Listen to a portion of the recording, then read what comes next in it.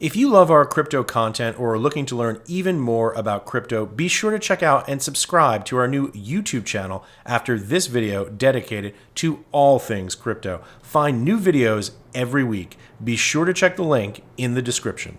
Hey everyone, this is Brent Johnson. I'm back here on Real Vision, and I'm really excited for today's conversation because it's an opportunity for me to talk with a guy that I've known for a very long time. And it's funny, I haven't actually spoken to him, or I haven't seen him in a very long time. And I haven't spoken to him in quite a while, but I feel like, through Twitter and his blog posts and stuff, I have a decent idea of, what he's thinking and what he's up to. But I'm really looking forward to this conversation for several reasons. And it's Mike Krieger of Liberty Blitzkrieg. How you doing, Mike? I'm doing great, Brent. Thanks for having me. I'm very, very much looking forward to this as well. A little symposium, a little discussion on, the future of humanity, because of course we both know for sure what's going to happen. So we're going to exactly. Everybody. We're going to let everybody know exactly how it's all going to play out, right? That's right. No, but I think part of the reason this is going to be a fun conversation is, and I just realized this morning. I didn't really think about it, but I grew up probably 3 hours straight west of where you live now. And I couldn't wait to get to New York City. And you grew up in New York City, and now you couldn't be happier to live out where I used to live. So the juxtaposition of it kind of matches up with everything else.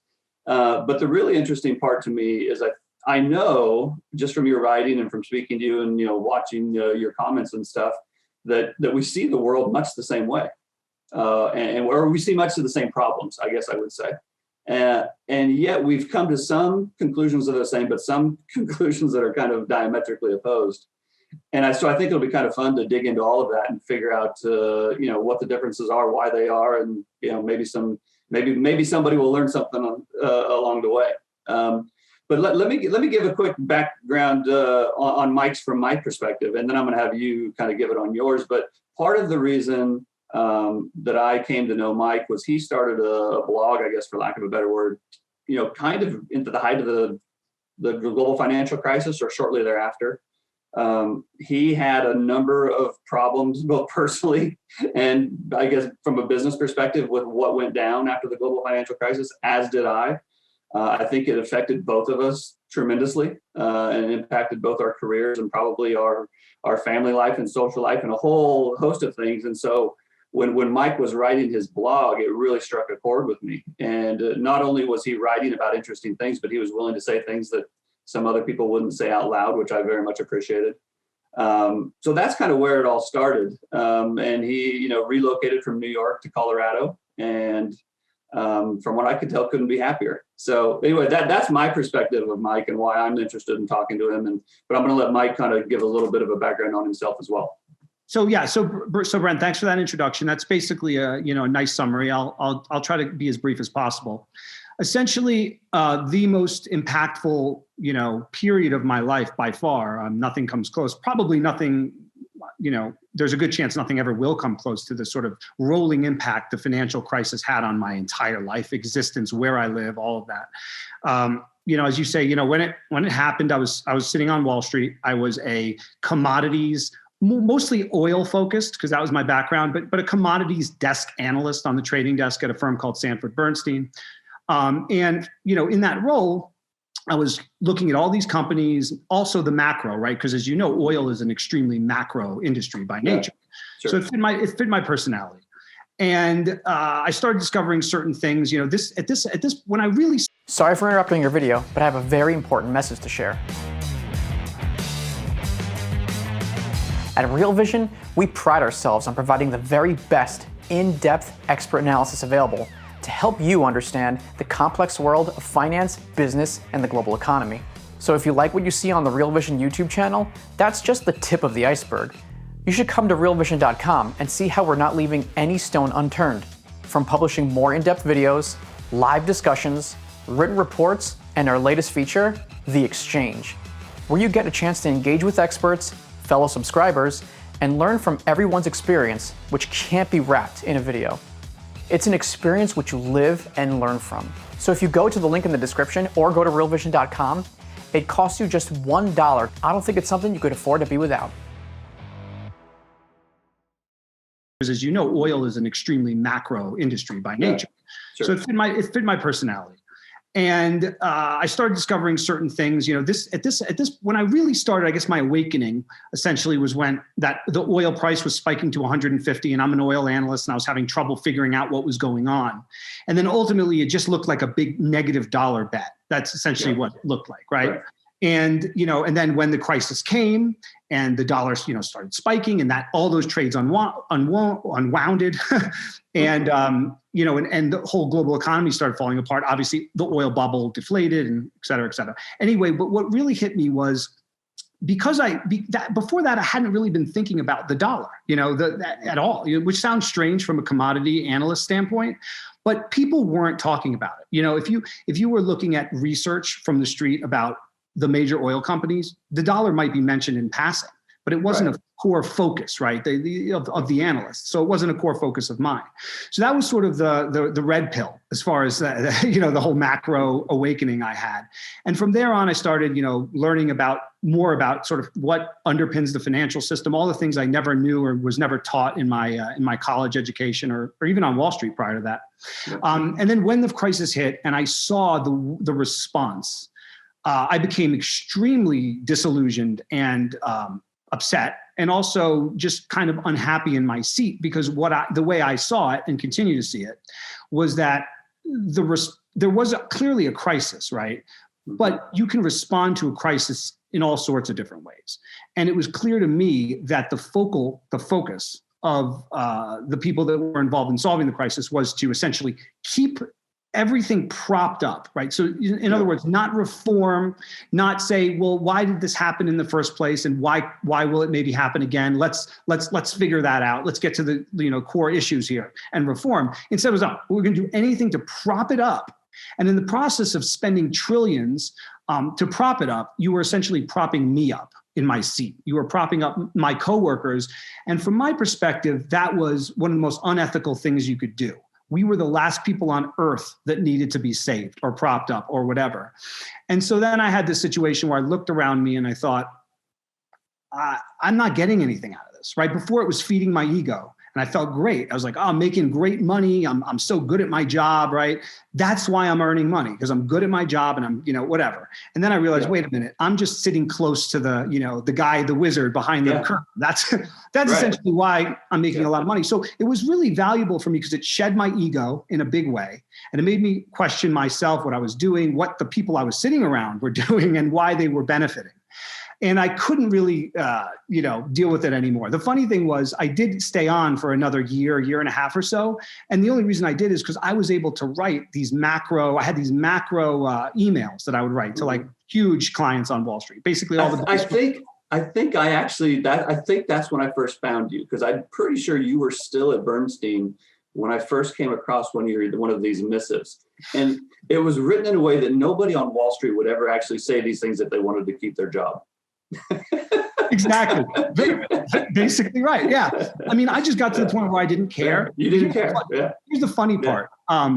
Clients loved it. They really did. Yeah. Right. And you probably loved it. Yeah, I loved it. Yeah. Right. But internally there were problems, Right. And I got, the carrot and stick approach was always being put my way. I was being told, you settle down here and you'll get promoted next year. Or I would walk into the head of trading's office once a week, and he would have printed out my email highlighted and he'd read it back to me. And he'd say something, Mike, maybe tone that down a little. And I was like, sure. And then I would do it again the next week. Right. Anyway, so at some point, right, it became clear that there was going to have to be a break there. I wasn't into it. And really, at the end of the day, if I had to change to keep my job or get promoted or whatever, it would have been worth it. And so I left. And so then within that same 12 months of leaving, I started writing for anyone, essentially, right? Zero Hedge published one of my things. They got caught of it. I was interviewed by Max Kaiser. This is all 2010. Yep. I drove cross country, and that's the point when I was like, okay, don't want to be in New York City for sure anymore. I'm moving out west. So a lot of changes within that 1 year, all catalyzed and sparked by the crisis. And still to this very day, my entire, career or path and perspective is still completely framed and colored by all of that. experience. So, there's been hard times in between that and here. Sure. But yes, right now, things are at a really nice place, and I'm really happy. We have a growing family, and Colorado is wonderful. Hopefully, we don't turn into California, which is like what everyone's worried about. But right. Things are good over here. Good. Well, and I thought one of the interesting things is when I first came across you, you were writing financial stuff. You would throw a little bit of social or political stuff in there as it influenced the markets, but that you were primarily writing about finance or capital markets. And as time went on, you almost completely stopped talking about financial markets and moved more into social issues and political issues and geopolitical, however you want to describe that, more the soft sciences as opposed to the hard math of finance. Was that a calculated thing, or is it just you lost interest in finance? It's a great question. I don't think I've really discussed this much, but it's, I think, a valuable lesson. So I learned, I think anyone in this business long enough, or that, invest their capital, will be humbled at some point. Right. Yep. And so my humbling happened reasonably soon after I left. And I learned about a few valuable lessons from this. And here's the thing. So when I quit Wall Street, and decided to then also try to, make money in the markets, I thought something that I realized since is not a good idea. So I became increasingly naturally interested in the political angle and in the social and all of the, because when I first started, discovering this stuff, I was starting from, okay, this is central banking. Okay, this is the financial system. But as I looked into other things, whether it's pharma, or how politics really works, empire, the whole, let's say, macro matrix. Sure. I started becoming fascinated because I realized, okay, there's problems everywhere, right? I mean, it's infected everything, and everything is essentially corrupt, right? I like to say everything's a scam. I mean, so many things are. And when I realized that, I realized, okay, I have a lot to learn here. And so I dug into those things. I started writing about those things because you know how it is when you sort of discover something for yourself, you want to share it. You want to, So this is where I got myself into trouble. I was reading and focusing on non-financial stuff, and I was still trying to be in the markets. Mm-hmm. And because of that, I wasn't focused. And so I had a portfolio at the time, this is pre me getting into Bitcoin, that was very heavily into gold, mm-hmm. precious metals, mm-hmm. and very much betting against the stock market. Yeah. And to me that was logical, but the problem was I just had these positions, and then I wasn't focused though on managing the positions or even interested, right? It was a weird thing. Yeah. And that essentially blew me up on a personal level. I mean, I went from around 2011 to 2 or 3 years later, I lost a lot of my own money. I mean, a lot. Now, fortunately, not everything, but I took a big haircut. Yeah. And that was a huge humbling experience, but it was also one of the best experiences of my life because, it's going to happen to everybody, right? Something like this is going to happen to you. And so it happened to me. And prior to that, I was one of these typical sort of privileged, also overachieving people that had always succeeded in school because I have a good memory, right? Yeah. Did well on Wall Street in all of my jobs, right? Was always promoted, always. And then I'm full of myself. Right. And I leave and I'm like, I've never really been humbled, got humbled. Right. Yeah. So it happened. Right. Anyway. So that's really what happened. I started getting interested in other things, but if you're going to try to be managing money in that way, right, it needs all your focus essentially. Yeah. And I wasn't doing that. And so I learned a lesson. Yeah. Well, let me ask you this because, and I'm not saying that this happened to you, but it probably happened to me a little bit. And it's probably one of the best lessons I learned. But I think it's fair to say that after 2008-9, I was angry. I was angry at the system, right? And I felt that it was wrong. It was immoral. It was due for a reckoning, all these things. And I felt it was deserved, right? And so, again, not my whole portfolio and my clients' portfolios, but a portion of it was in the gold and it still is. I should say it still is. But as I look back, it's probably fair to say I wanted the system to fail, right? Or I wanted it to come down because I thought that was the fair thing to happen. Right. Sure. And in some ways, I started allocating portfolios for what I wanted to happen rather than doing the work to figure out what's actually going to happen. Right. And I think in that sense, my emotions overrode my analysis, for lack of a better word. Do you think that was the same for you, or was it just you just didn't have time to focus on it? Yeah, that definitely played a role for sure. I mean, I felt like, well, it was more than that. I mean, it was definitely that, but it was also that I felt it would end. You know what I mean? I felt right. And yes, I mean, look, this is for everyone. Once you have your portfolio constructed a certain way, especially if it's concentrated, even if it's a bad outcome, you are secretly kind of rooting for that outcome.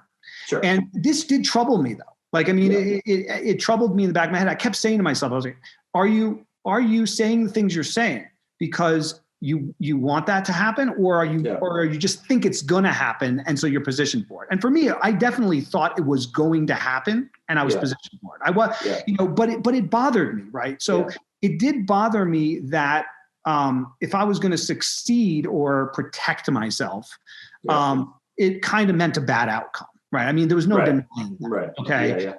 If gold at that time was going to shoot to the moon, and it wasn't going to be pretty for most people.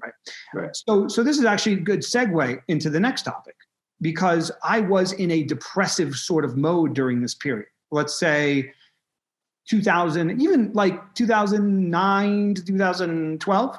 Right. Mm-hmm. I mean, it was generally not a great time emotionally for me, not just because I was, towards the latter end of that, not financially succeeding in my investments, but also because I didn't see a way out that I felt was positive, which again segues into Bitcoin, because that for me, when I got involved, that changed everything again for me, because at that point I could see that there could be a rails or an out that would be a net positive, clearly to me, a net positive for the world, essentially. And I still feel that way. But that was the big changer, because I saw a way to financially, invest in something, but also it aligned, right? Whereas before I was writing about all these bad things that could happen or how the system was bad. And finally there was this light for me.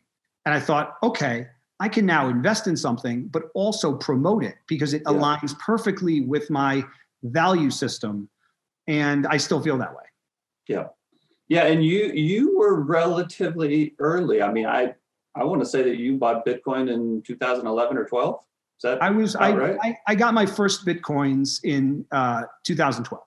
Yeah. Right. About $10 at the time. That's right. And did you, I can't remember. Did you buy it fairly shortly after hearing about it, or had you been following it for a couple of years? Right. So there was actually, strangely enough, I think it was New York Magazine or the New Yorker. I think it was New York Magazine. It had an article in, I think, 2011. It could have been 10, but it was about Bitcoin. And it was actually a pretty good article. And someone sent it to me. And I think I was out of Wall Street, but I was still in that mindset. And I remember reading it and thinking, this is interesting, but I don't know what to make of it, right? So I'd heard of it, but I don't have a tech background. I don't think you do either. And no, so it's very similar. Right. Okay. Yeah. So I didn't have that. That wasn't a skill set or a competitive advantage that I had. So I read it. I noted it. I thought it was interesting. I moved on. What really allowed me to take another look, actually, I'm fortunate. It was because I had the blog. Okay, because I had the blog, I had a lot of readers, and the readers knew how I thought about the world. And so I had a few, maybe two people that said, listen, Bitcoin is right up your alley, super interesting. This is what it is. Put a donation tab on your website. Take donations. I figured, what's the harm, right? So, but I definitely, before I would do something like that, I'm always going to look into it, right? I'm not going to I have a reputation that I care about, right? So I'm not going to go out there and throw a donation and be, hey, give me Bitcoin if I don't have a clue about it. So at that point, I went to a friend of mine, a close friend of mine, who is very tech skilled. And I said, listen, this is interesting. People want to send me donations. What do you think? Let's meet up for beers and you can talk me through this. And that's really how it all got started. Once I sat down with him and we downloaded a wallet and he showed me how to use it. And that's when it was like, it clicked. I mean, the first time I ever sent, like we sent a Bitcoin transaction from my wallet on my computer to him. And I just saw the power of it, right? The no intermediary, the fact that I just sent him value, even though it was low value, right? It just was like my mind exploded, and I had that sort of epiphany that a lot of Bitcoiners do. I couldn't sleep for like a month. I couldn't do anything but think about Bitcoin. It was a complete obsession. And then WikiLeaks, right? The other big moment that happened around then is WikiLeaks was able to essentially survive because of Bitcoin. Right. They were getting, they could still accept donations in Bitcoin when they couldn't through PayPal. PayPal cut them off, the credit cards cut them off. And that's when I said, okay, this is not just a theoretically interesting thing, right? For geeks, this has real world applications in a way that I care about fundamentally, right? Because those are the issues I care about. So it was like all of these different things coming together all at once perfectly. But what's interesting, and I haven't really talked about this before, but something that I want people listening to really be aware of, because a lot of people say, oh, I wish I had heard, I wish I had heard of it back then. I would, sure, I would have bought it, right? You probably wouldn't have, okay? Like I told everybody, okay? I didn't shut up. Like I told literally everybody I knew that respected me, get some Bitcoin. Nobody listened. Nobody. Well, not only that, but you probably wouldn't bring this up, but I'll bring it up for you. At this time, you were still heavily writing about precious metals and gold and stuff. And like it or not, there's many people in the gold world that just don't like Bitcoin. And part of the reason they don't like Bitcoin is it is to a certain extent a competitor. Now, I would argue that it doesn't need to be a competitor. You can own both. But there's a battle between the people in precious metals and Bitcoin. And I remember when you did start talking about Bitcoin, there would be some comments on your blog or people would say, Mike, gold is so much better and you shouldn't be promoting this. And you took a little bit of heat early on, I guess is the right way to say it.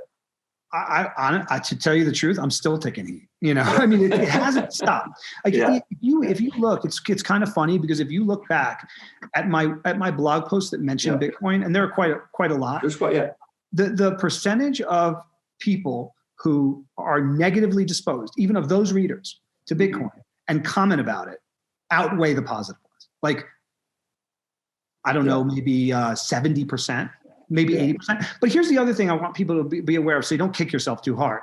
You didn't buy it, right? Even if you knew. It wasn't so easy to do, okay? When I got involved, there was no Coinbase, right? There wasn't Square or Swan or dollar cost averaging. You had to work at it. And, one of the funny stories I always tell is that I remember, because I bought some at Mt. Gox, okay? Because I was like, how do I buy? So I remember being that, about to send the wire transfers to Japan. And mind you, I'm losing money, right? At this moment, right? I mean, I'm like, my portfolio is probably crashing while I'm trying to send the wire. Well, and 2013, it probably was. It was. I think it was. I think it was early 2013 or late 12, whatever. Either way, it wasn't pretty for like fresh. No, I remember. I was there. So I vividly remember thinking to myself, what are you doing?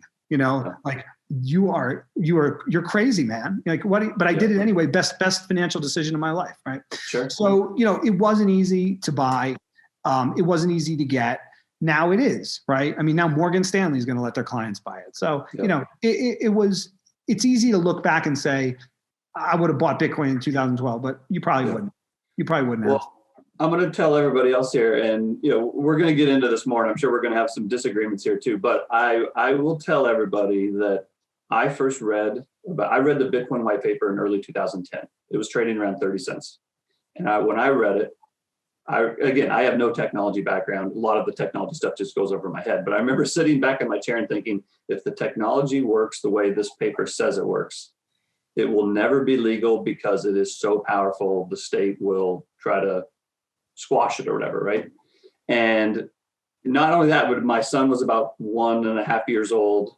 He was just starting to go to preschool, and I was changing jobs, and normally I would just take $5,000, buy it, and take a flyer on it. And for whatever reason, this time I said, you know what? Be practical, study this a little bit more.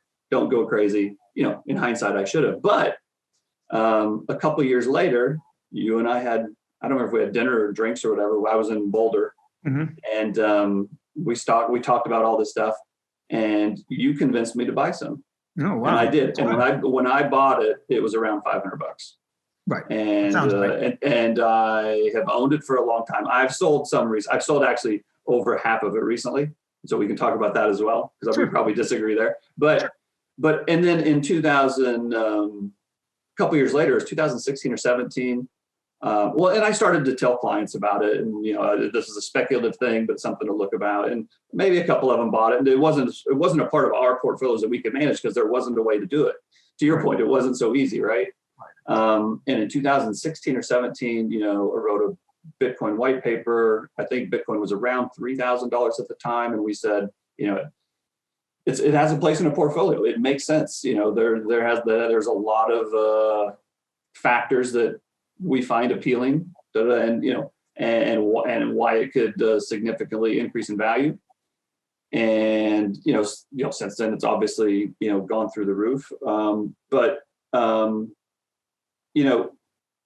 I also have problems with Bitcoin, even though I say, and that's why I've probably been more of a, it has a place in the portfolio. Maybe it's in the speculative part, maybe it's in the tail risk part or whatever it is. Whereas I think it's fair to say it should be kind of a key part of the portfolio. Is that right?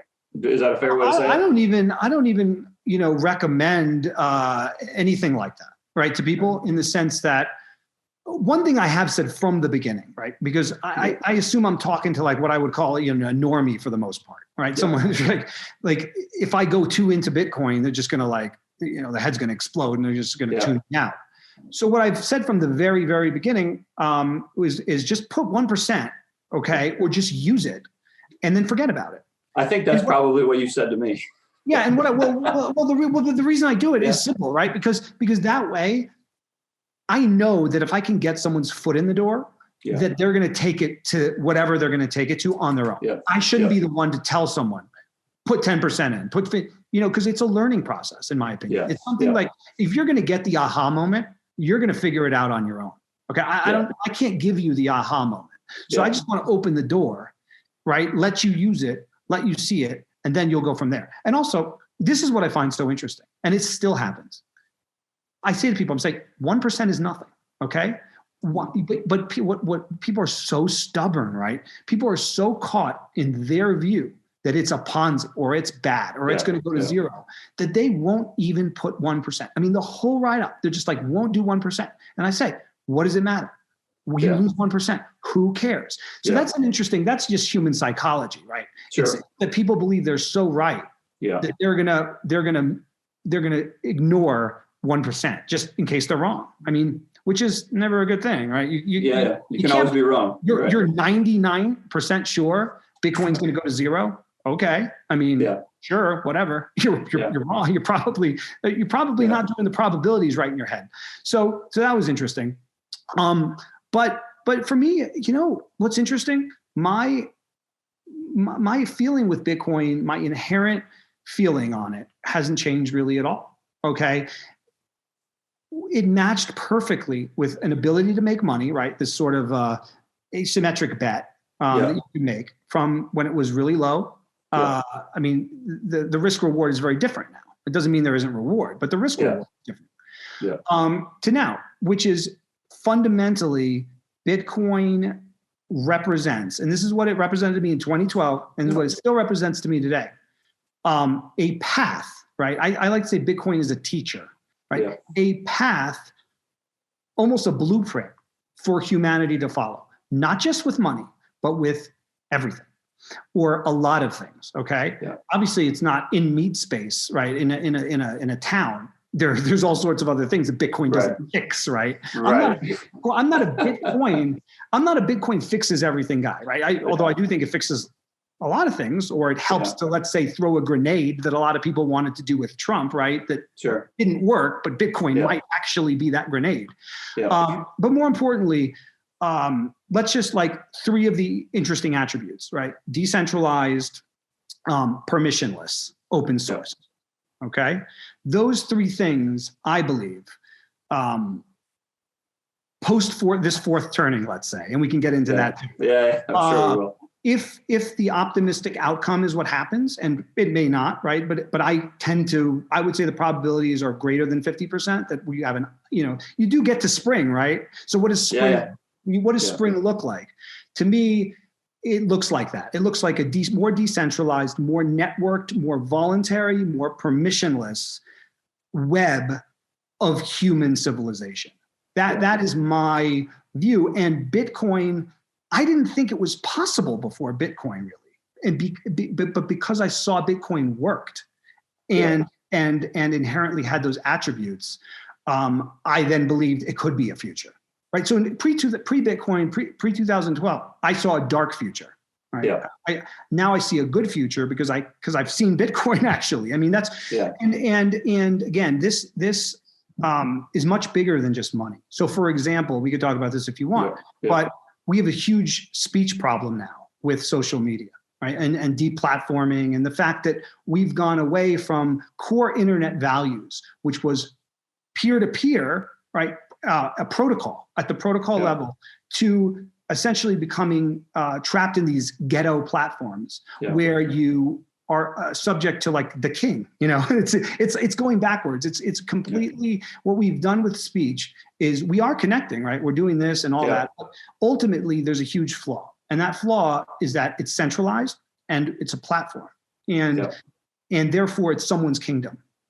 And so that the person that's running that kingdom decides whether you can speak to someone else or maintain those contacts, and et cetera. And so that is if we look at Bitcoin and we think about some of the architecture behind it and how it was built, that's how we need to build speech platform or speech protocols. Actually, is probably a better term. So that's essentially. I mean, I know you were just like, how much of your portfolio should you put into Bitcoin? But of course, no. This is what drives me, right? This is what gets me excited. Yeah. So again, part of the reason that I was really looking forward to this conversation, and it's going just exactly how I thought it would, is you and I can sit here and have a very rational discussion about this topic. And, we're going to agree on some things, and we'll get into some of the things we disagree on. But, going kind of back to the platform level. And listen, Twitter's not the only platform, but it's the one that I use the most. I don't know if it's the one you use the most or not. It's pretty much the only one. Yeah, we interact on Twitter. And, there are, I would say, it happens in any industry that is successful. You have kind of the new entrants that make a bunch of money, and now they think that they know everything and that they can never be wrong. And to a certain extent, that's fair. Things change. To the winners go the spoils. And I don't really have a problem so much with people, touting their success a little bit or saying, "See, I told you," because I kind of feel like if you win, that's the right. You get to do that, right? Mm-hmm. But I have seen over the last 2 or 3 years, because I've been following it for a long time. It's become, in my opinion, and perhaps if you disagree, I want to hear why you disagree. Mm-hmm. But I feel like it has gone from a welcoming community to you better get on board or else we're just going to leave you behind. And I'll take it back to, I think Satoshi did a number of good things. And I'm going to rewind just a second. I'm saying, if nothing else, I think Bitcoin has done a fantastic job of educating the younger generation about money itself. What actually is money? How does it work? How does it function? How does state-sponsored money work? How does commodity money work? And so from that, it's a fantastic success, if nothing else, from an educational standpoint. But, somewhere along, I can't remember if it was in the original white paper, but Satoshi said, if you don't get it, I don't have time to explain it to you. And I feel like too many people who have now gotten into the community and have made some money have taken that same attitude. If you don't get it, I don't have the time to explain it to you. Laser eyes, have fun staying poor, Bitcoin fixes it, da, da, da, da. And I have to tell you, I have introduced clients to the Bitcoin concept, and I've given them stuff to read, and then they've gone on Twitter, they've gone on YouTube, and they come back to me and they say, Brent, these people are crazy. Okay. So and my point is, I think, and many people are going to disagree with me here, sure. But again, I think the younger generation kind of inherently gets it, and they don't have a problem with the snark and stuff. But if you want the masses to get it, I think you need to be a little bit more welcoming. Am I totally off base here? Okay, so let me go. This is a great. By the way, I think this is perfect for this audience, right? Because I do think a lot of like FinTwit or whatever struggles with Bitcoin culture. Okay, and it is, and there is or Bitcoin Twitter culture, right? I mean, it's not this homogenous thing, but there's this group. I mean, you could call them Bitcoin maximalists. What I like to these days, I like to call it's not my terminology by any means, but they're sort of called the plebs. They call themselves the plebs. I call myself a Bitcoin pleb now, and they're essentially humorous and irreverent. Don't really care, laser eyes, all that stuff. Yeah. And I actually went through a period. I've been in this for a while, where I was turned off by some of that too. Okay, and I would say that was probably in the 2007 bull market. And some of this sort of, I would say, political, or not even political, but sort of meme culture that started developing there. A lot of it was around eating meat, right? Being a carnivore or whatever, right? So, which I find less interesting than the current stuff. But anyway, so there was a part of me that also had that sort of reaction that you did. And it's taken me some time to actually change my view and not only accept a lot of the Twitter stuff, right? The Bitcoin pleb Twitter activity, but actually think it's a good thing. And I'll tell you why. Yeah. First of all, as someone who's been in this for a long time and been public about it, I've seen the waves, and as you know, like when it's a bull market, you're flying high and you're feeling the best. You're so smart. And when you're in the bear cycle, right, you have these cycles around the halvings. That's how it's been over time.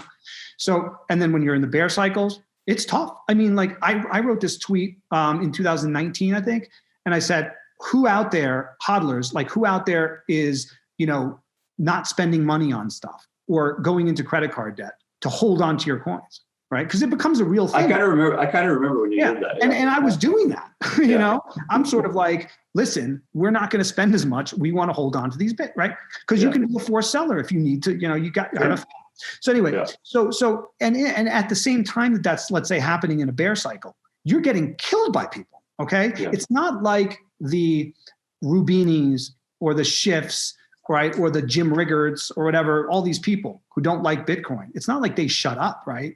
They love trampling on people. Oh, of course. Right. Yeah. Right. So what I'm saying is it hardens you up a little bit. Yeah. Okay. Because people, I mean, it's not just a few people, but it's the media. Okay. It's mainstream economists, it's central banks, it's everyone essentially. Most people don't like Bitcoin or haven't liked it. Right. Yeah. And so these people are constantly hammering you in the bear market. So I think part of what's going on is in the bull market, there's just celebration. And it comes across as obnoxious, but you get believe me, the other side does it bad too. And so I completely agree. Right. Completely agree. It's part of it's trash talking, right? Okay. But the bigger thing even is the way I see it now is I see Bitcoin, and I know a lot of people listening to this right now are going to think it's crazy and they don't agree with it, or they're people who find Bitcoin interesting from a trading or financial perspective that want nothing to do with this. Yeah. But unfortunately for you, if you feel that way, this is a core part of Bitcoin. Bitcoin is political, whether you want it to be. Oh, it absolutely is. Right. No question. Right. Yeah. Inherently. We need to talk about that. We need to get into that. Yeah. Well, what's interesting about that, right, is that clearly it's inherently political. You read the white paper, obvious, right? I mean, in that first block was the chancellors bailing out the banks, So it's obviously political. Now it's becoming more political, in my opinion, actually, the longer it goes on. And, with any political movement, okay. And I said, I think it was a year ago, I also said the only two interesting political movements in America right now are localism and Bitcoin. Okay. And I still feel that way because you look at me and you completely agree on this. Yeah. You look at like normie politics or traditional politics. It's just, it's infuriating. It gets nothing done. It's ridiculous, right? It's this mockery theater. And so if you're looking for an alternative, right? If you know things are messed up, and you're looking for an alternative, there's all sorts of ways you can go. And I think Bitcoin is one way that a lot of young people are choosing. Homesteading and localism would be another example, but that's not what this is about. although I see a lot of overlap. It's sort of people wanting to check out, right? Yeah. Become more tribal in a way. One is tribalism in meat space, and one is tribalism digitally on a global basis, which I would call Bitcoin. And inherently, I never really liked tribalism, but I've come to actually like it and think it's necessary in Bitcoin, particularly at this moment in history, because I do think that Bitcoin, a lot of people in Bitcoin at this point, laser eyes, probably everyone with laser eyes, is absolutely views themselves as going up against Rome. And whether the, and I know that you've been critical about this part, like whether those motives are pure or whether those motives are purely to make money, or some sort of hybrid is, different within each every individual, right?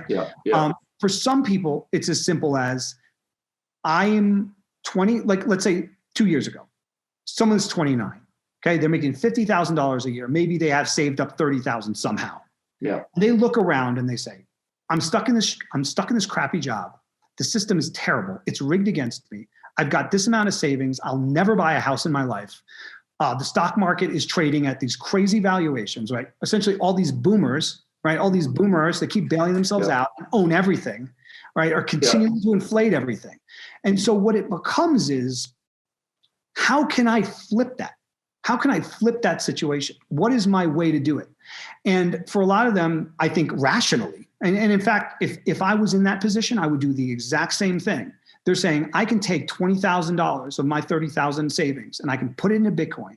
And then I can become part of this community and we're going to meme it to 100,000 and I'm going to buy a house. Okay. And by the way, there's nothing wrong with that, because if your back is up against the wall like that and you're given no choices, and then this is a viable way to sort of, let's say, flipping the financial system or flipping assets from boomers to you. And there's no other way. How else are they going to do it, right? So I think this is missed by a lot of people in FinTwit because they're well off, okay? They've got good money. They're investing a portfolio. They're not as desperate in a lot of ways. So the Bitcoin plebs are like, I'm not going to lie down and be kicked like this dirty dog. I'm going to stand up and I'm going to do something. And so this is, I think, where a lot of the I'm taking no prisoners attitude. Because for them, this is essentially a ticket to some sort of reasonable existence that they I believe accurately, the current system is not giving them the opportunity to have. So that, first of all, thanks for that. I think that's accurate. And I think and I don't have a problem with any of that. I think here's a question I have for you. And it's funny because we talked about this the first time we talked about Bitcoin. Again, because we said it's inherently political, right? Whether you think of it that way or not, it is a challenge to the state.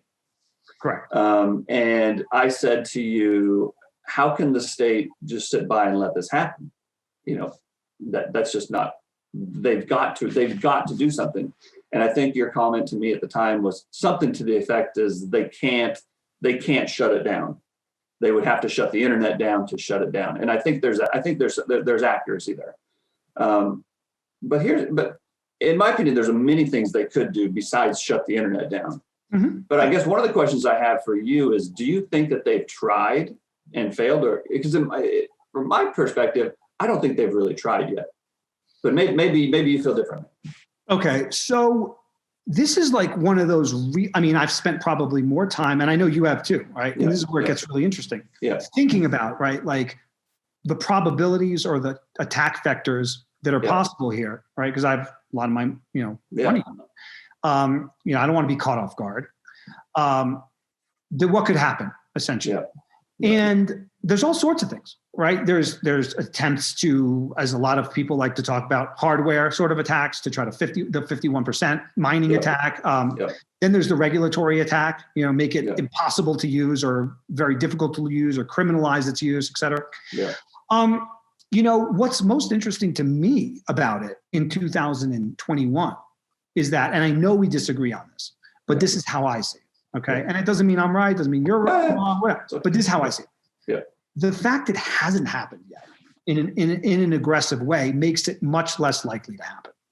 And the reason I say that is because early on, when I saw, so in the earlier days with the, let's say, launch of Coinbase and Mark Andreessen becoming a very high profile investor in Bitcoin and believer in Bitcoin, right? He's a legendary guy in the whole tech world.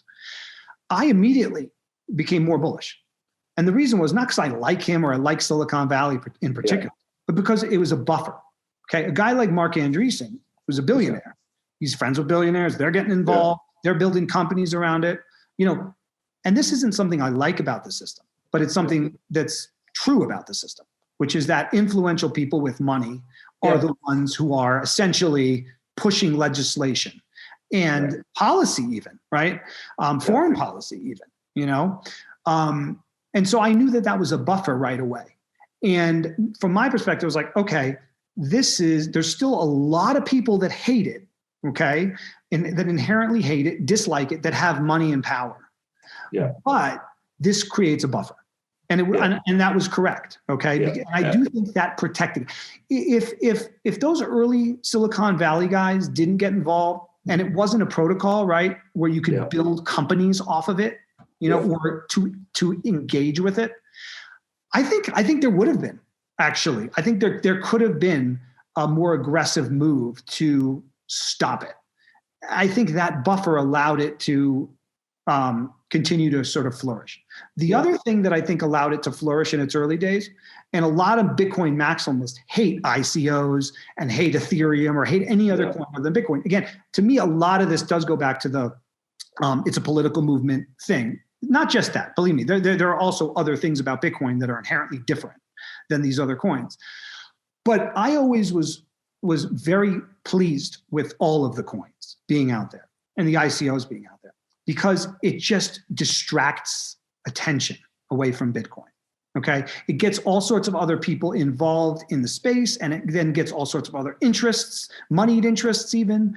And, it becomes, the state can't just sort of target this one thing, but it's like out of control now.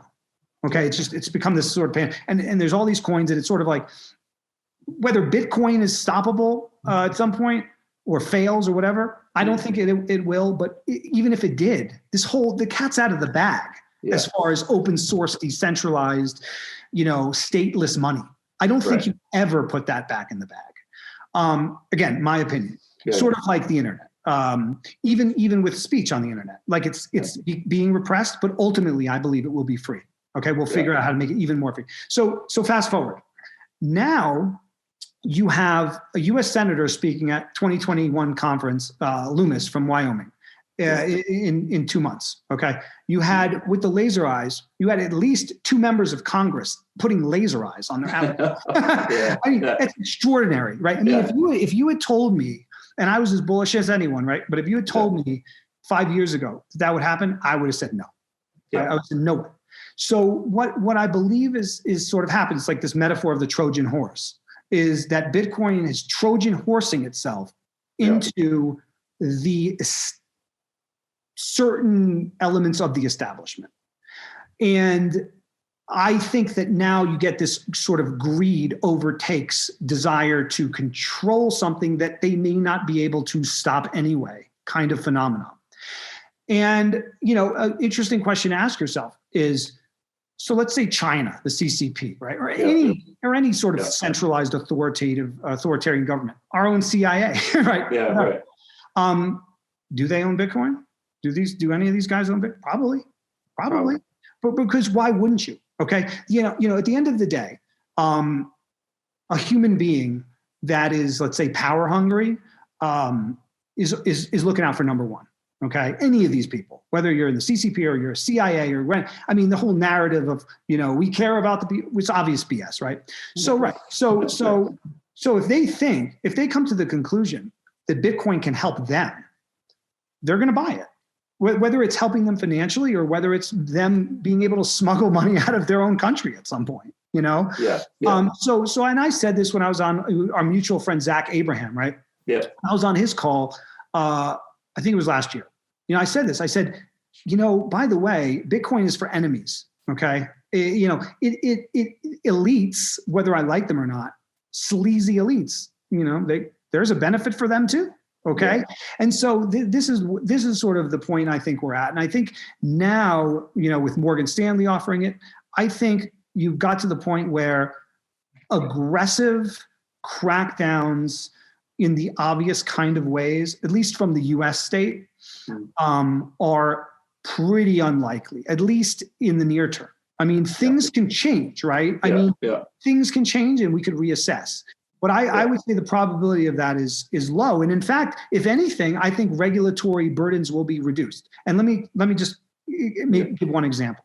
I believe, and I'm not a tax accountant, but this is how I've been doing things, that when you spend a Bitcoin or any cryptocurrency, it may just be cryptocurrency to cryptocurrency, so I could be wrong here. So again, don't listen to me. But there is an element to where, like, if you spend something, you may have a tax event, right? Which essentially kills, which essentially kills the ability to do micropayments and stuff like that. Okay. But I think at this point now, with it being integrated into Visa wanting to integrate it, and a lot of these traditional, players wanting to integrate, you kind of have to lobby for a change there.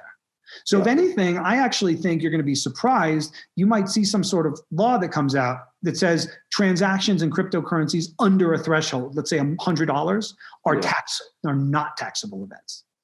And that can spur on micropayments and stuff. But look, this is such a complex topic. So if you want to talk about state attacks, we should also sort of discuss which state. So in other words, like, and this is a question for you, because I think it's an interesting question. In your view, where do you think the biggest risk at a state level is to Bitcoin? Do you think it's from China, or do you think it's from the US? What makes you concerned? So, well, the things that make me concerned is that I agree with you that they haven't done a whole lot to attack it yet, but it's gotten to a state where influential people now own it. They have businesses, they have valuable businesses.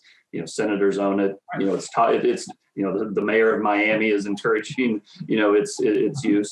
So it's no longer kind of a backroom concept, right? It's kind of out there in the zeitgeist. And I'll probably disagree with you a little bit on the timing, because I think I don't think the price of Bitcoin matters so much, is going to entice an attack, for lack of a better word, so much as the timing. Like, I think the next year to 18 months is kind of critical timing. And the reason I say that is because we're kind of in this, everybody kind of knows, or everybody kind of feels like we're in this fourth turning, right? There's this upheaval politically, socially, friction between countries. We've got these bailouts. We've got all the central banks have lost their damn minds.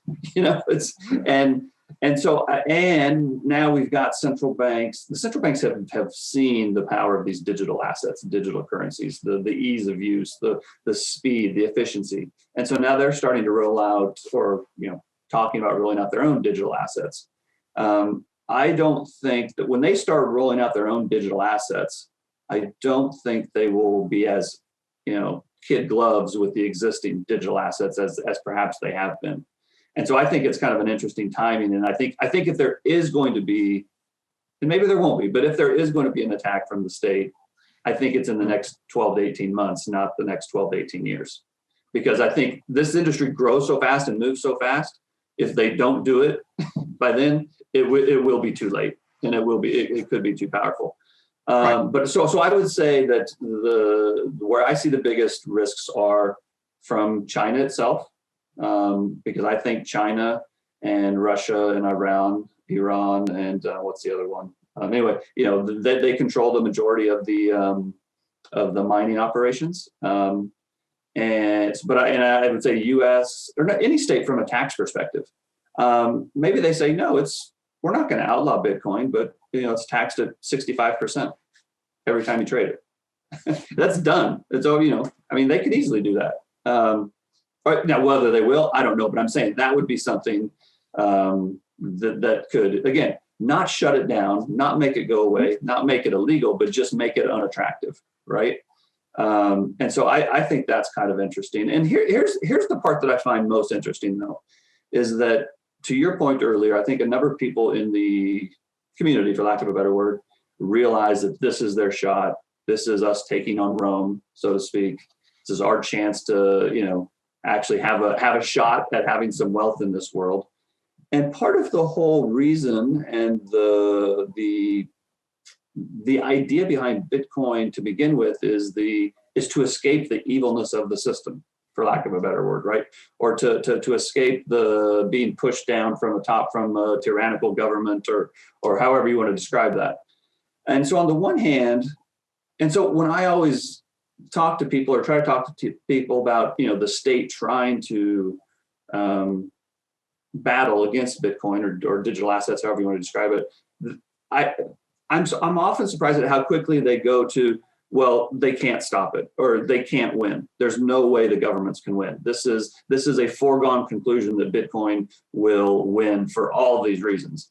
And I always think to myself, so on the one hand, you think that the government and, whether it's the US government or the Chinese government or whoever, the government is the evil empire who, has, got humanity under their thumb for centuries.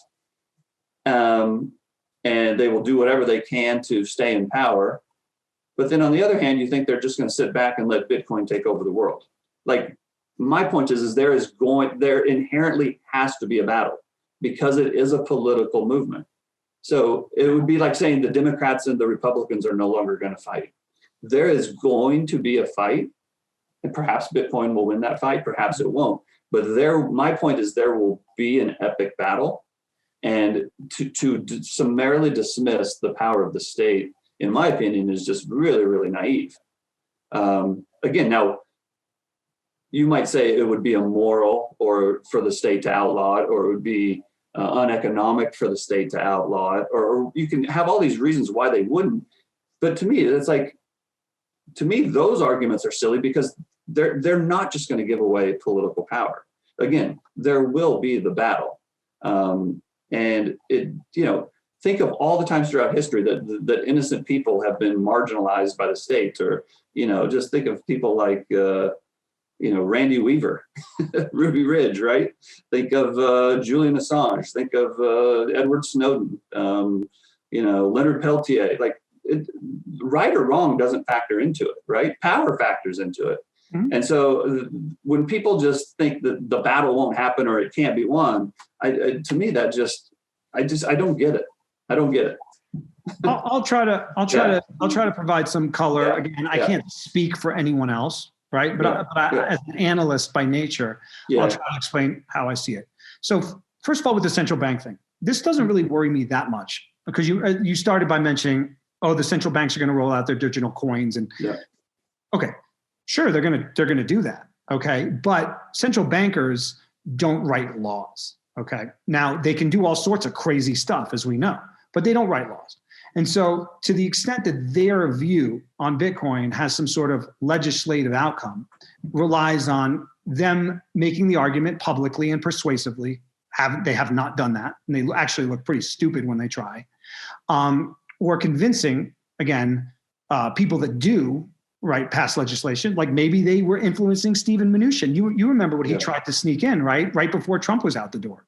He tried to sneak in some rules around, I think it was self-custody, or that was the rumor. But anyway, the point was that was an example. Okay, so you're like, they don't have a state attack. Well, why was what Mnuchin did right as they were leaving not considered a state move? It was a state move, but it didn't really do anything. Do you see? It didn't gain traction. Right, exactly.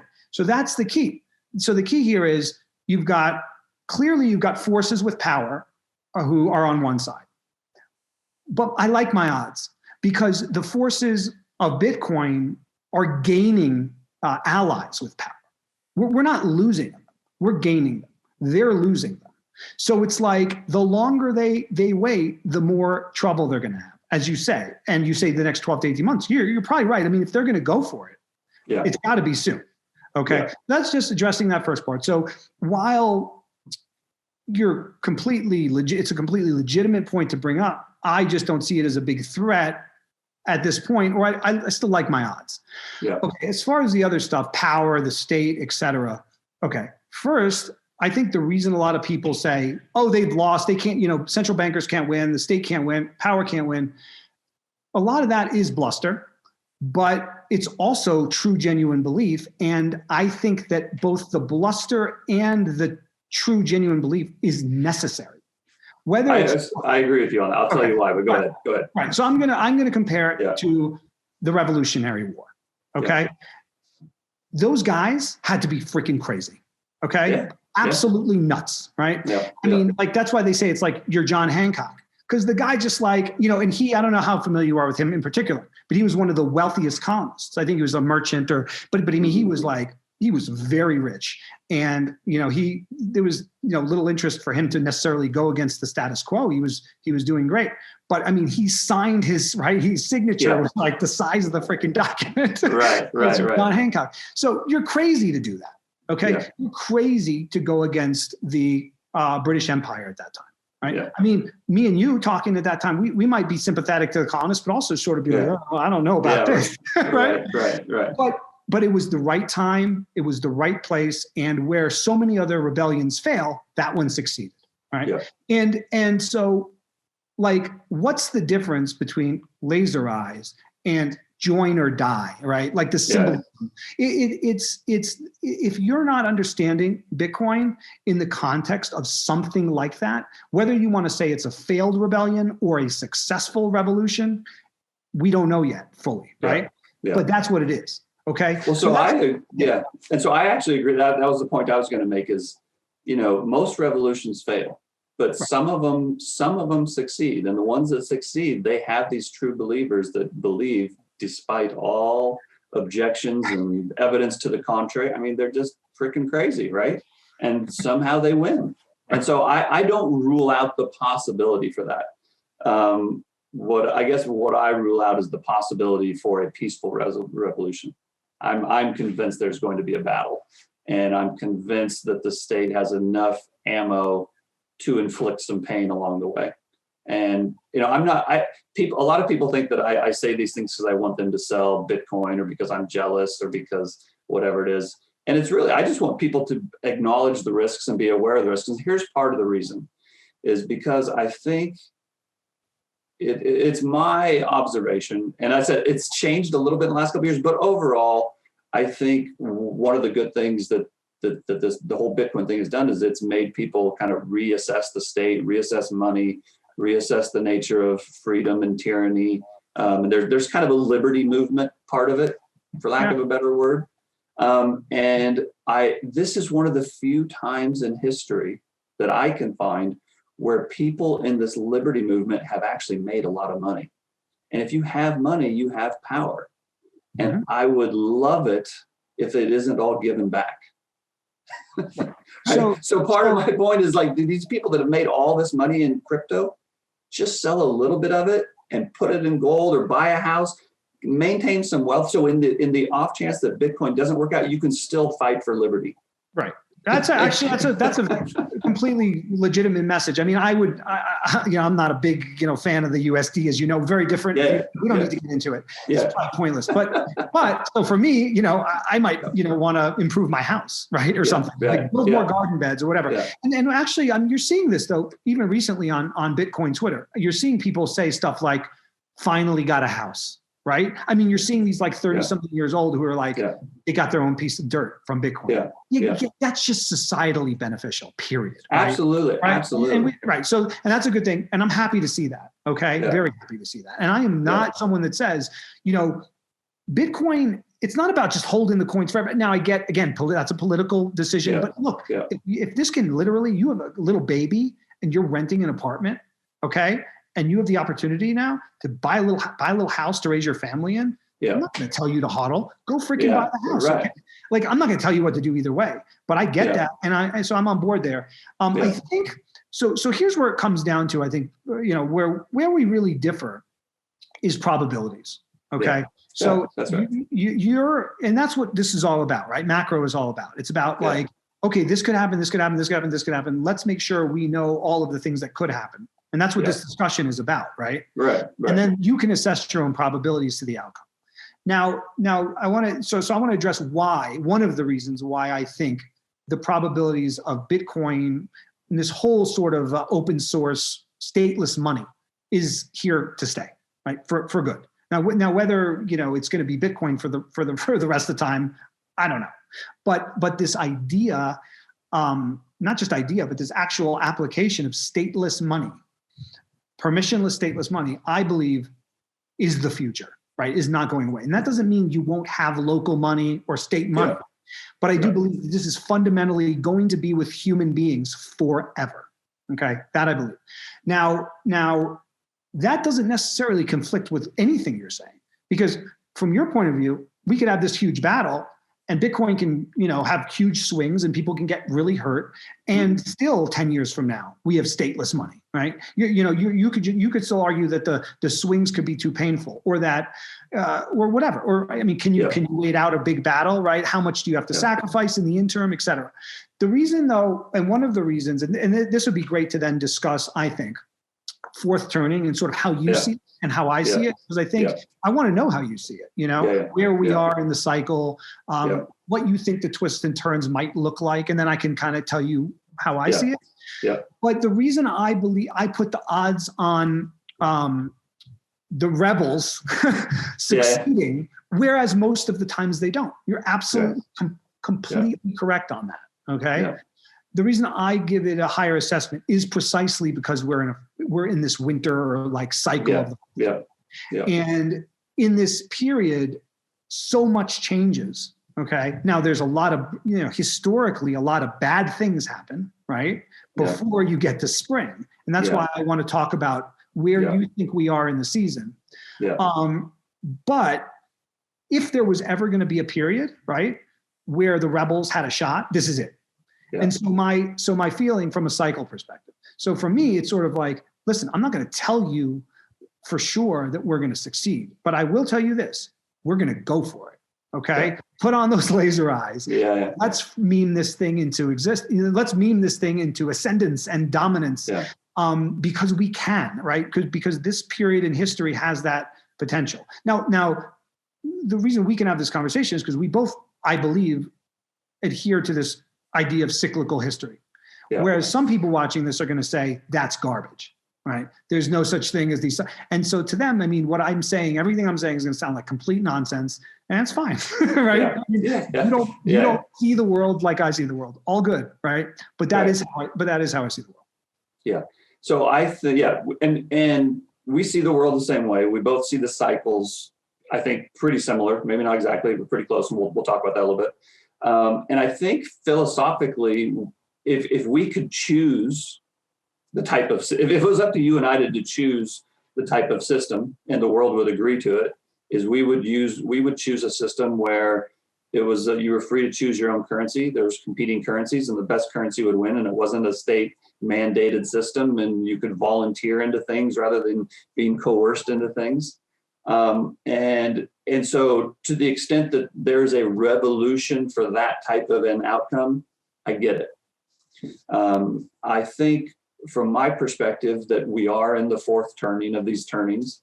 The spring will come, and perhaps, permissionless money, non-state sponsored money will be part of that.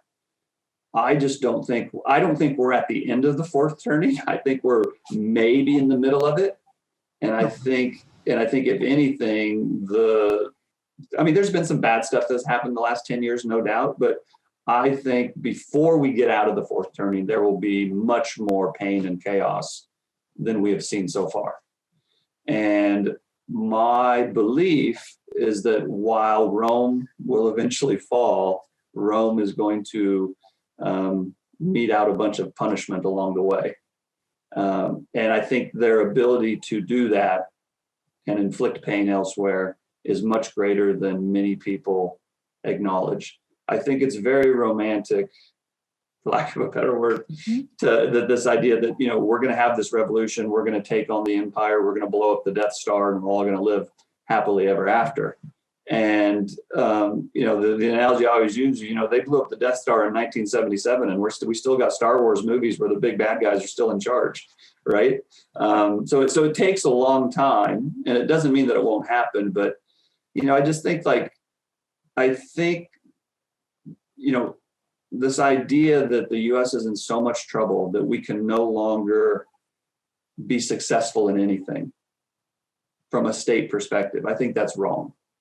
And if we were the only country in this state, then perhaps I would be in more agreement.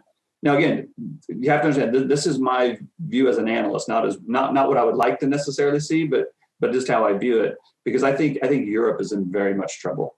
I think China is in a much more precarious state than they would like the world to believe. I think Japan has a number of problems. Both Canada and Australia have a number of problems. And the fact that all of these countries are sort of dealing with the same issues. All of these societies have social issues. All of these societies have financial issues. All of these societies have, transitioning from the younger generation to the older generation issues. And unless you're going to leave Earth and go to another, body in the solar system, Earth is a relative place, right? One place is going to be better than all of the others. And maybe better is not the right way to say it, but I just think that before we get through the darkness and into the spring, I think that because of a number of reasons that I don't necessarily like or agree with, the U.S. will be better off, maybe not good, but better off than many other places. And I think any dying empire will do anything they can to stay in power as long as possible. And I think that they have many more tools available to do that than people would like to admit. And when I hear things like, the U.S. hasn't won a war in 40 years or 100 years or whatever it is, and we couldn't even beat the Taliban, or we couldn't even be successful in Syria, or all these things, and I just think to myself, I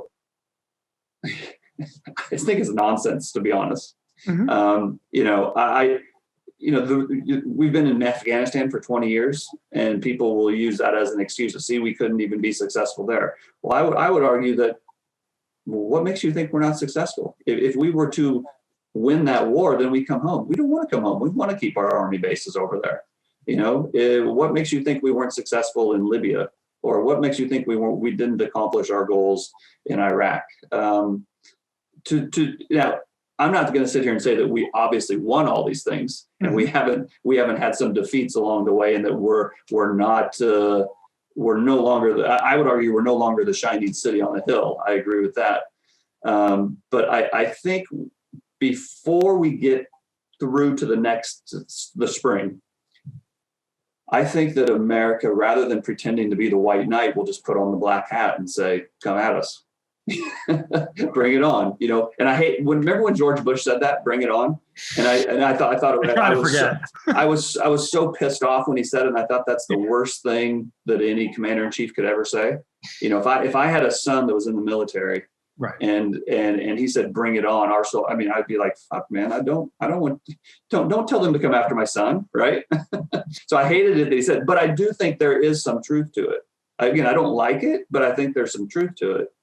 And so I think that, as we go through these cycles, inevitably there will be another country that will want to ascend to the, hegemony, whatever you want to call it. And I don't think that the U.S. will willingly let it go. So I just think that that there's a lot more, what's the right way to say it? Probably just unrest, for lack of a better word, globally. And I think the U.S. will potentially be able to capitalize on that unrest more than many people give it credit for the ability to do. I don't know if I'm making sense, but that's kind of how I see it. You make perfect sense in what you say. Let me try to unpack it from my perspective. Yeah. Okay. So first of all, there's this, there's the state, right, which is essentially what runs the U.S. It's not democracy. I think. Right. Do we agree there? There's a national security state, and then a web of oligarchs who sort of intertwine and decide what happens. Yeah. Okay, so we sort of agree on the fundamental premise of America, I guess, at this point. Yeah. So what I see, and so we see things differently. I see a much, much weaker state than you do. And here's the reason I see that. Not because we don't have the technology or the missiles or the bases or the dollar even, which we both agree is a financial weapon, and a very effective one too. Yeah. We agree there. It's because they've lost the public.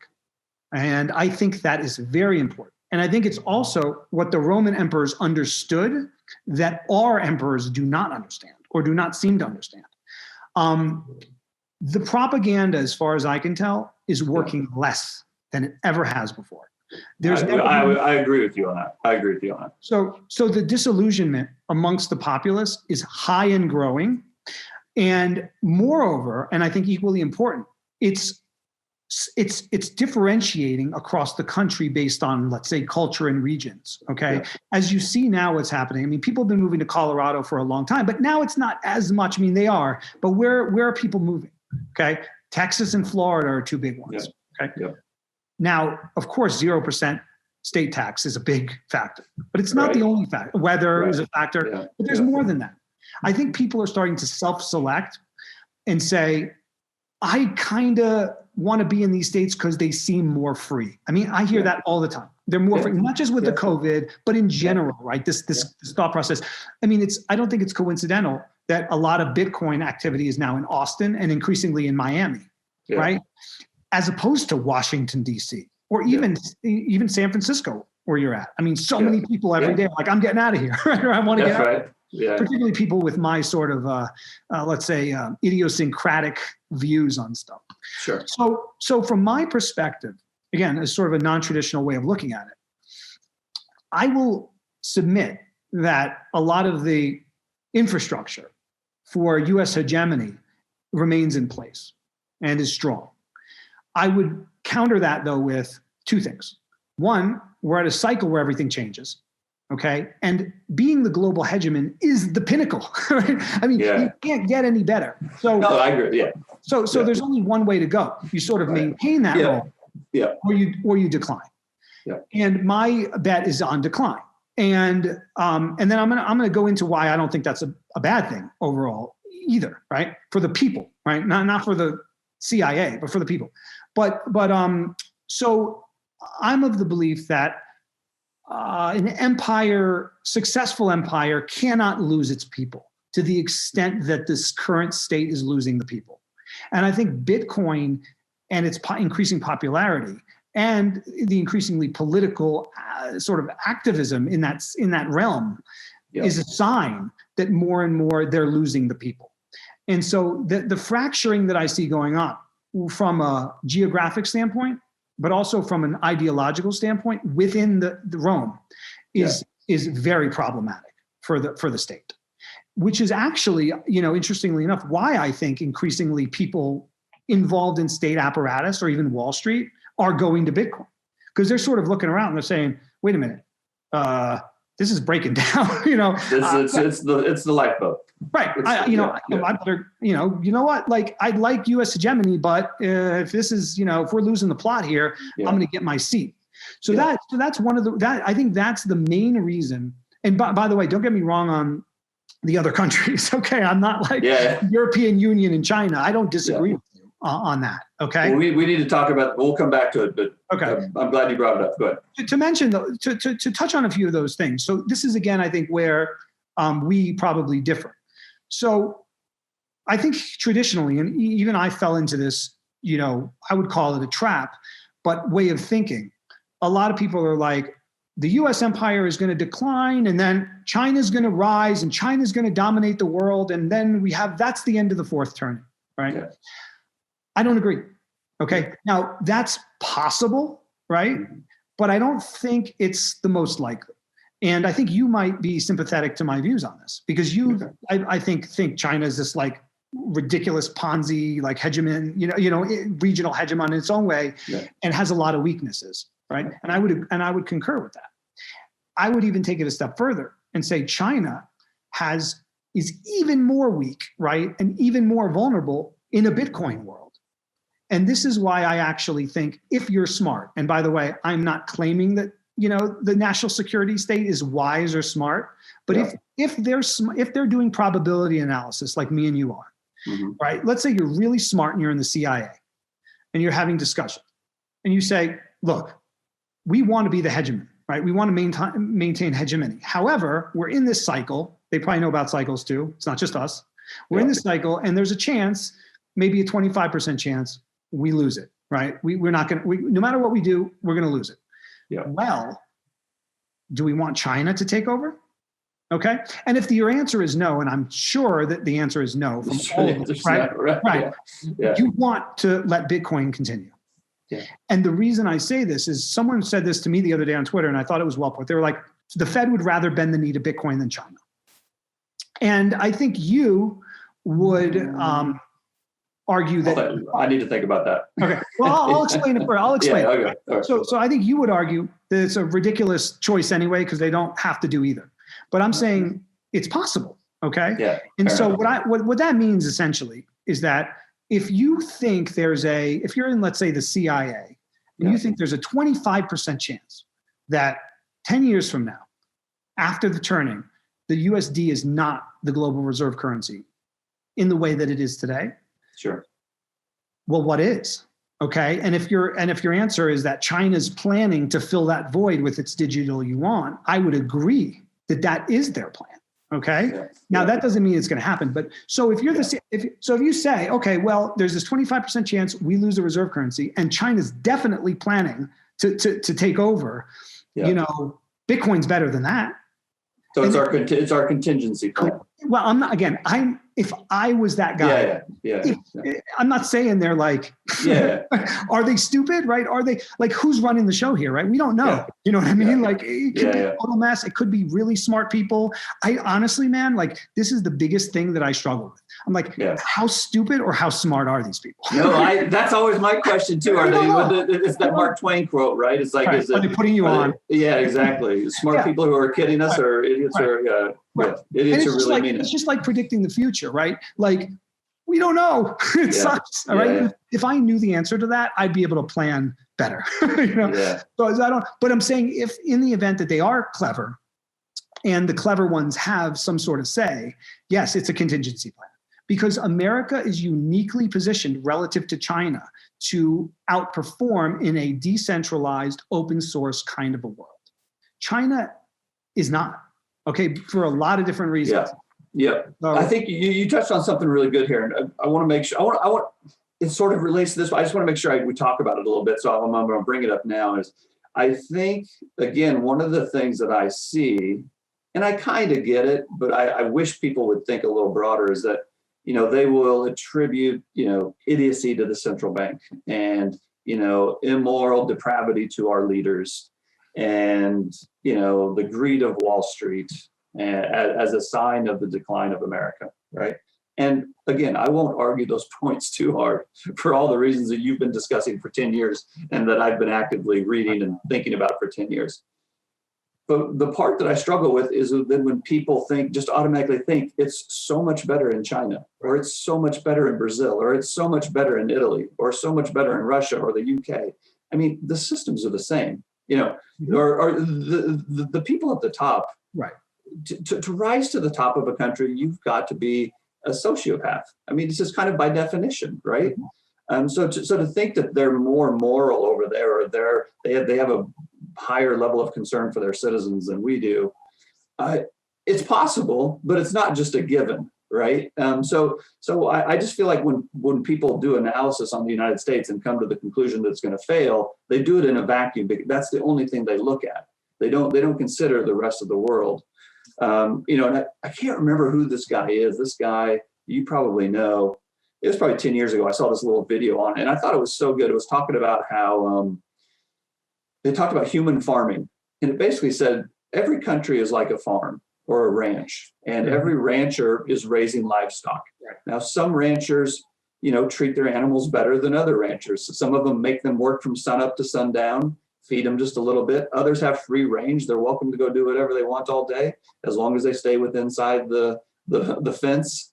But at the end of the day, they're harvesting that livestock. And and he made that's the way countries are. Some countries are democratic, some are under communist rule, some are dictatorships, some are, they're a republic.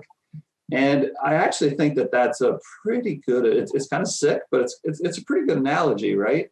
And so I think I actually have, again, the awakening. We talk about the awakening we both had in the global financial crisis. And it made me realize things for what they really were. Mm-hmm. And I spent 2 or 3 years being very angry and thinking, I got to get out of here. And I think, but at the time I was very siloed as well. I was basically focusing on the United States in that analysis. Right. I think when you do that same level of critical thinking for other countries, it doesn't look that much better. It might look better on some things. It might look worse on some things. The U.S. might look better on some things and worse on some things. But this is what, I guess, my kind of view of the world is the fact it's not different this time, but it's unique that it's all happening to everybody. I kind of feel like it's not just the U.S. that's going through the fourth turning, right? Everybody's kind of going through it. It's like a global fourth turning, and maybe some countries are in cycle 3 and some countries are in cycle 1 and we're in 4, but the whole globe is kind of turning together, right? And I just find it fascinating. I don't know where I was going with that. I just wanted to bring it up. That was actually great because, listen, first of all, I agree with everything you said. Yeah. Okay. I actually don't have any sort of disagreement on your analysis. But, and here's the big part. No, this is good. This is what Bitcoin fixes, right? And actually, the funny part about it is I'm actually being sincere. So this is, I think, and something I wanted to mention before, but I forgot. There's a couple of things. Okay. First, I'm just going to start off. I tweeted this yesterday. There's the imperial America, and then there's the America of the people. Okay. Yeah, and I think they're actually in different cycles. So if I look at like the culture of America, and so sort of the average person, how they view the world, their level of ignorance about how the world works, et cetera, personal responsibility, not being a normie, whatever. I think we're bottoming. I think the American people are bottoming, and I think the American empire is topping. Right? They're not the same, and so therefore, to your point, I can be very bullish, okay, on America, the people who live on this landmass, versus the state, and in fact, I generally speaking am. Now, as far as what you mentioned, it's interesting because I don't think I've heard you ever say it in this way, but I thought it was really good because I see it exactly the same way, which is why I reject the whole, the US is in decline and China is going to be the leader and run the world, right? I reject that, okay? Yeah. Not because it's not possible, it totally is, right? But in my view, it's not the high probability spring outcome, right? Is that really a spring? Right. Is that the spring? Yeah. That's not, I wouldn't have 4 kids if I thought that, right? So to that degree, this is why I think Bitcoin fixes it. Not Bitcoin specifically, but the principles of Bitcoin. So I see what you see, which is a breakdown. And I see a breakdown. Now, the reason the US gets the most,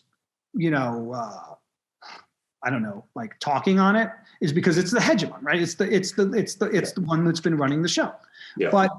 But that system is in place everywhere, as you said, in one way or the other. They're just colonies of the U.S. for the most part. Most countries, obviously the ones that aren't, we go to war with. Yeah, right.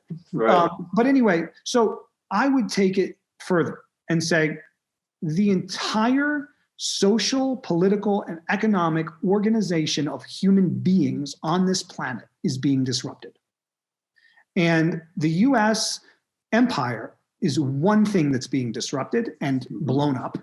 And I would say, and I don't know when, and maybe we have different views on this. I'm going to say very clearly, I don't know when it happens, but I would argue the China centralized social credit, no political freedom model in China is going to suffer the exact same fate as the US empire. I could see the US empire, though, declining first. And the reason I say that is just because I see it happening, okay, in the way that I'm saying. Like, I see the decentralization the localism, the Bitcoining, the open source. I see that being ascendant, and we have the space, right? We allow the space for it to be ascendant. Yeah. Thankfully, right? That's the free range. That's the free range, right? Yeah, we're a little free range still, right? That's the problem with us. It's close. It's closing. The pin is getting tighter, but yes. Oh, no, exactly. And that's the thing. When people say this, I agree with them. They're like, Americans are still kind of free range, so we gotta, we gotta put them in the barn, right? I mean, that's what they're trying to do. We both agree. Like, there's been this effort to put us in the barn, and I think the response to COVID is actually very much a part of that. Absolutely. So I think China's system is more likely to fall apart after the American system is in more serious decline. And the reason I say that is because if the American state declines relative to the future I see with decentralized open source, right? Freedom, more freedom. Mm-hmm. That will so take over the zeitgeist that China is going to look ridiculous, right? It's going to look like Pol Pot, like Cambodia, right? And it already kind of does. But where China has, and this is where I go back to, like, if I was a smart national deep state goon, right? Even if I was a goon, okay, I would still want Bitcoin around. And the reason is because you can make China look increasingly ridiculous by being more free, not by being less free. Like China right now can say, okay, well, yeah, we're not perfect, but look at you, and America kind of have to take it. Like China says that, and my response is, I'd still rather be here than there. But you're right. But you wouldn't it be kind of funny if Z put out a tweet and he had laser eyes? I don't see that forthcoming. But Mnuchin would probably do that first. But anyway, so my point is that I actually think if you're a deep stater and your goal, it's interesting, right? And this is what Bitcoin does. It sort of aligns incentives towards something better in a good way. If you're a guy like me who tends more, I guess, towards anarchism or just voluntary relationships, and you can call me a dreamer, but whatever. One day we'll get there. More voluntary relationships, whether it's economic, political, whatever. Like, that's my belief system. I don't think it's easy, by the way, and I may never see it, but it'll happen. Right? Or you're a statist who only cares about power. Yeah. I think either way, you when assessing the world, you want Bitcoin there, and I think China definitely doesn't, because they've bet everything, right? Look, this is what I think. This is how I think China's played the chessboard. I think China said knows cycles as well, and they said, okay, the U.S. is in a cycle, that declining cycle. Yeah. So what we're going to do is we're going to let them kind of F up, right? We're going to sort of let them screw it up. We're going to, needle them here, needle them there, do whatever. Yeah. But for the most part, we don't want to be seen as causing the problem.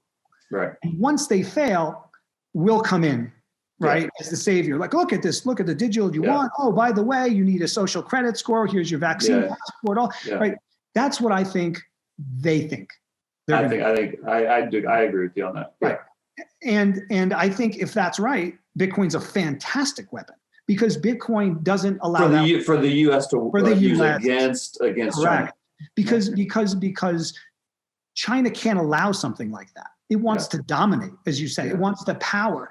Well, that's it's interesting you bring that, because that's another argument that I get in with, not just Bitcoin, but also with gold, with people who say Putin and Z want a gold. They're going to put those countries back on a gold standard, and I always say, these are the two biggest strongmen of the last 100 years. The currencies is one of the biggest tools they have.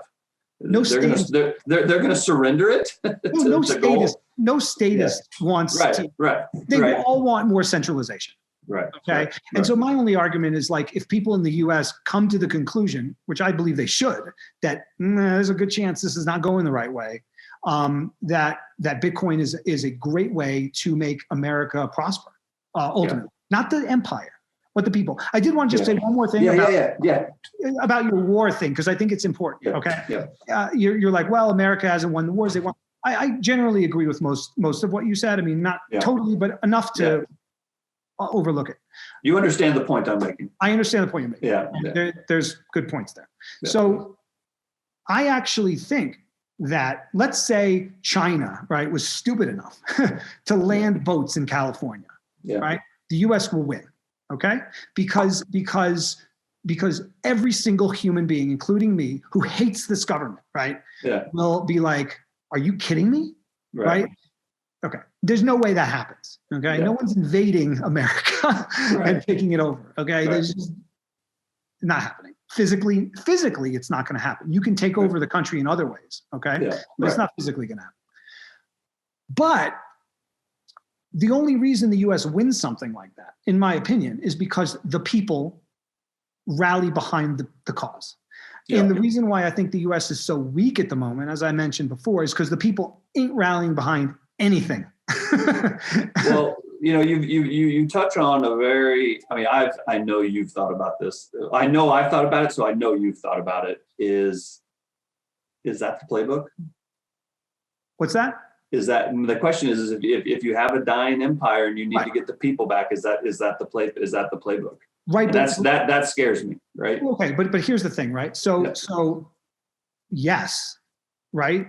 But, and this is the big but, people are so skeptical, and I think it's great. And in fact, sometimes when people are like, oh, false flag, and it's probably not, I'm still like, it's all right to say it, because you want the state to constantly think everyone's going to question an event. You want the state to fear the people. Exactly. So that's just like strategy, right? I mean, you want them to think we're going to assume it's a false flag. Yeah. So but that's why I said, Brent, that's why I said it would have to be Chinese boats landing in California. You know what I mean? It would have to be so overt. Yeah. I don't think they could get, and by the way, there is an attack.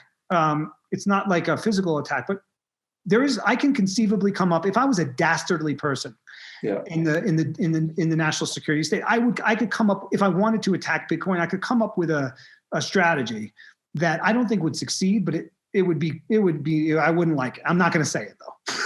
Well, there's the thesis that, China's mining all the Bitcoin. They're selling it to the United States citizens. They're pumping it up with Tether, and then they're going to pull the rug and cause an economic crisis. I mean, that's, that's a possibility. It's maybe it's low probability, but it's a possibility. Okay, but think about that, right? That would be a huge mistake by China. And by the way, I agree with you. But interesting. You know what? So that's let's discuss this because it's interesting. So why would that happen? It might actually happen because of a lot of stuff we're talking about. Because let's say 2 years from now, the American state's kind of weak, but China's also like not doing that great. And their whole plans all of a sudden, and Bitcoin's at 350,000. It's essentially it's spreading like wildfire. It has 100 million users now, it has 1 billion users all over the world, Africa, right, Nigeria, everywhere. And China's like, what the, right? This is not the plan, right? Our plan was to take over with the digital yuan. At that point, you're right. They might get so desperate that they're like, oh no. Oh no. Like, they don't want the digital yuan.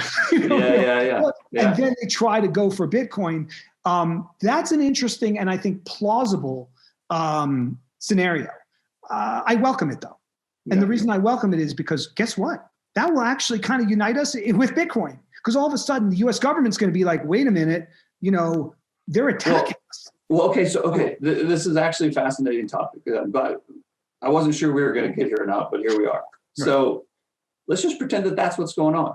Let's assume that hypothetically. And here it would be an ingenious, if this is what China was doing, it's somewhat ingenious because if they are able to, for lack of a better word, enable the growth of Bitcoin in a way that a number of Americans bought into it, started to make a lot of money, found themselves to be successful. And then let's pretend that the United States figured out that this is what China was doing. Mm-hmm. And they go to the people and they say, hey, this is a ruse. This is a scam. This is a Trojan horse. We need to protect you from what China's getting ready to do. The people would be like, what the hell are you talking about? You know what I mean? Unless the rug got pulled, right. If the state came in and tried to protect the people, they're like, no thanks, we don't want the protection. Well, you know what I mean? All right. So did you see what I'm saying? But that would be ingenious on China's part, because it would make. See, I don't think it works for China, and I'll tell you why. Because what happens is it's sort of almost a digital equivalent of landing boats on the shores of the U.S. I agree with you. That's exactly what it is. Right. So the problem, though, is you have a centralized system that wants a centralized currency, trying to mess with a burgeoning free stateless currency that's spreading globally. And so what that does is it unites all of the non-China countries, or all of the countries that were concerned that this was China's plan all along, to embrace Bitcoin even more. So let's say they did they went for a hardware attack or something, right? I mean, but the big problem is, and it is a problem in all sorts of ways, is all the manufacturing capacity of chips and stuff over there. I mean, that's a whole nother topic, but that's a problem though. But anyway, so then you get a situation where, in my opinion, you have all these like anarchist types like me and the US state working together to keep Bitcoin going. I see the point. Okay. That's what I think happens. And that strengthens Bitcoin, right? Because at that point, the guys that have been saying it all along, let's say in the deep state, they're like, by the way, this is a good hedge against China. Just keep it going. Now can say, see, we told you. You know, see? And so ultimately, and again, I think a lot of people listening to this are going to think I'm crazy and my vision for the future is nuts, and maybe they're right. But I do think that this all ends with centralized, statist nation states and empires, not just the US, but around the world. European Union in its current form, China in its current form, all of that disintegrating. And in those ashes, a more networked, voluntary, cooperative human web, I guess, forming.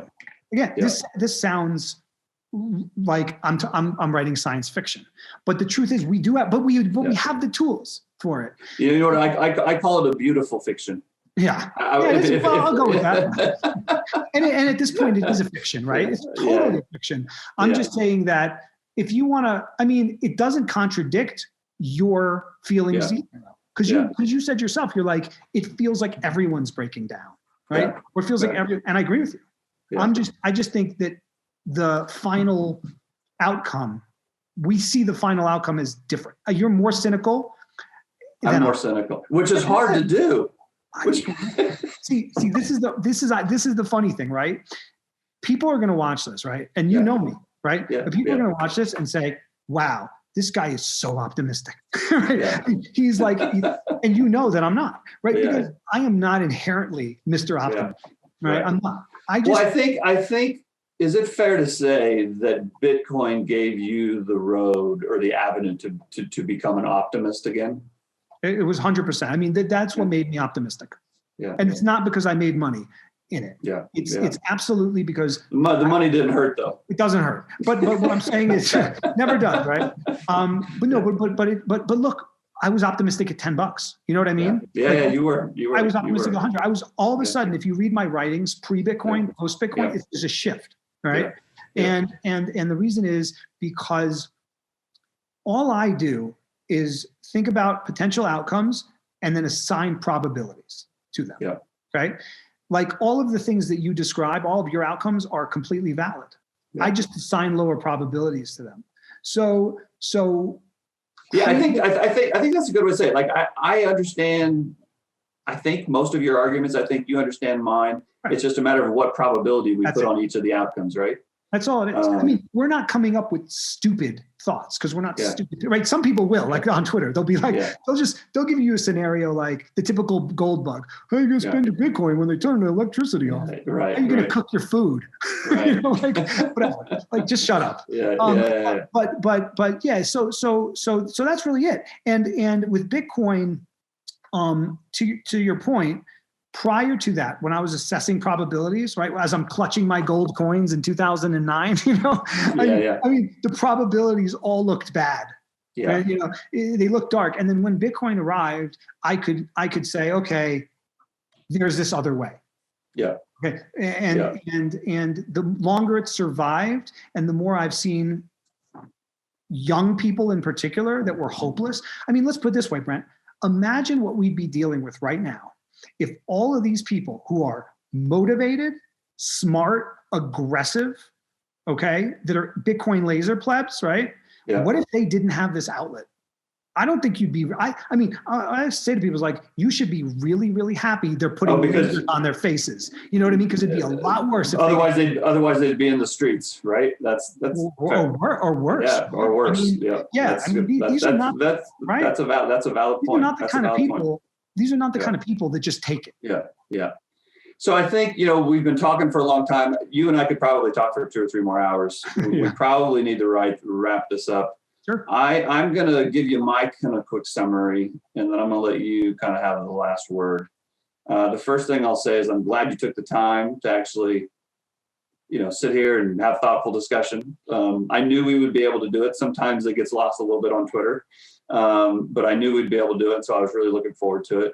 I would summarize both of our positions is that we both want probably the same things for the world.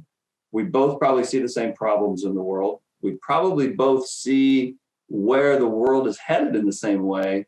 I would say that you are focused just over the horizon on the spring, and I can't take my eyes off what's right in front of me.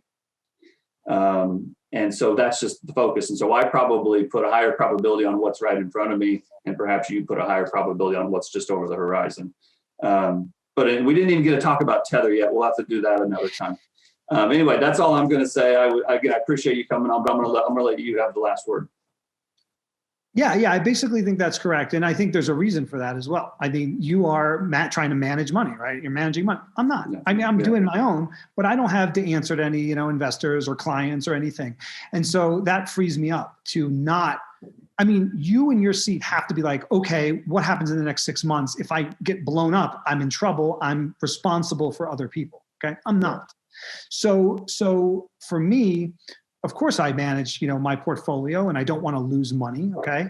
But at the same time, I'm in the game, right? You're sort of out there like, I'm going to manage money in the game. I'm I'm kind of in the arena a little bit. Yeah. And so if I'm in the arena, I have to say, I have to look at the landscape. I look at the battlefield, and I say, okay, what do I want? And what are the probabilities of the positive outcome happening? And if I think that there's a good shot, I'm going to go for it.